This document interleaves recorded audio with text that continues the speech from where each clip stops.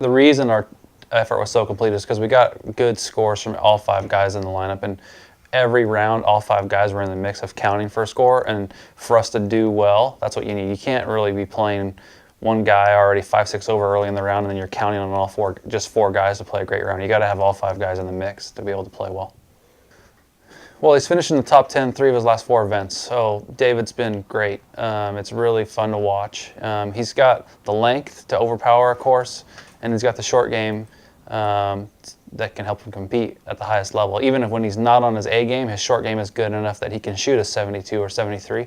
And I think that's probably what happened at Eugene a little bit, was for one round, for a stretch of holes there, he was really good and made a bunch of birdies in a row, but for the rest of the time he wasn't great. He was just solid and then made some putts, and that's the difference.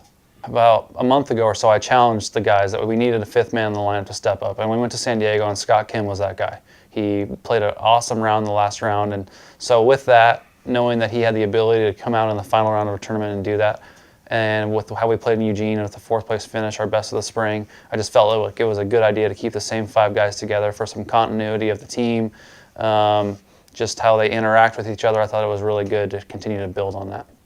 I don't want to focus on too many goals in terms of results. I've really been talking with the guys about staying in the process, being in control of themselves. You know, in golf, we can't design a strategy to stop the other team, so we just have to go and play our own game. And if we do that, we'll be okay. This is the first time for everybody on the team to travel to ASU, and they're hosting regionals, so we could get shipped there in a month or so. So that's one of the reasons why we scheduled this event. We haven't been there in a few years, but it was a good opportunity for all these guys to get on the course before we go to regionals, if we do in fact get sent there. Ideally, we'd probably have a tournament in the middle of April, like a couple weeks in between. But with the conference championships, our conference championship is so late. It's one of the last ones of the NCAA.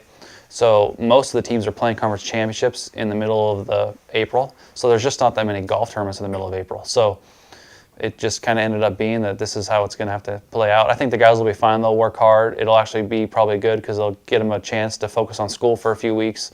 And then hopefully if we end the season at the national championship in Georgia, they'll be taking finals right when we get home. So hopefully this will be a good chance for them to kind of get ahead and feel good about their classes before we go to regionals and nationals. I think it's important for those 3 seniors, Nick Cianello, Nick Sherwood, and Matt Rowitzer, really to just enjoy the last few months of their career. If they get I don't want them to be too worried about the results. I just want them to enjoy their teammates, have fun, and then just let the golf results happen. I think this is the last chance that they're going to have to play team golf, unless they made the Ryder Cup or the President's Cup. Other than that, this is it. You know, from now on for the rest of their golfing careers, nobody's going to care what the heck they do. So they need to just enjoy the team and have some fun and then play golf.